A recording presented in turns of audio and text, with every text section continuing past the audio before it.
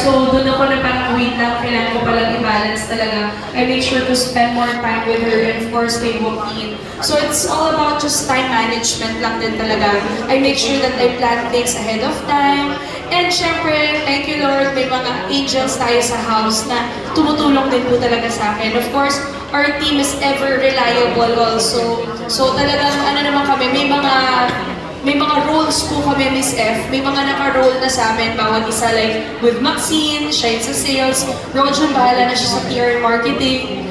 Kami po nila, Miss Karen, our head, we do the operations, lahat. So, may kanya-kanya naman pong toka. So, mas nagkakaroon kami na ng time with our families. Isang tanong pa, paano mo daw nagsisimula ang araw mo at magtatapos ito? Paano mo daw nagsisimula?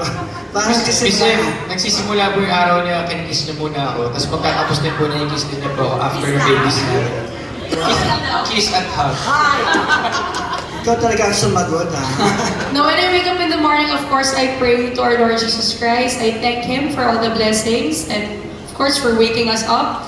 And, nagsastart siya kasi, ano bang ano ko? Unang pupuntahan ko si Bella. I will check on her. And then, yeah, si Rojo. Si Joaquin kasi po aalis ng 9 a.m. to go to his school.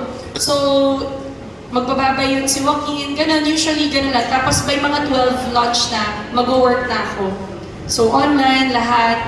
And then, magla-live na kami sa studio namin sa QC na around mga 6 o'clock.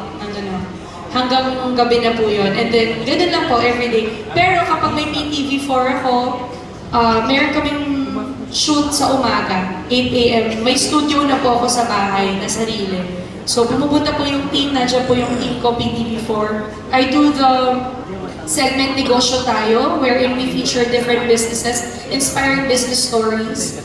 Under Rise and Shine Pilipinas, morning flagship show of PTV4. So, I'm still part of that morning show. And I also do events hosting. So, depende sa schedule po. Thank you, Dayan. Thank you.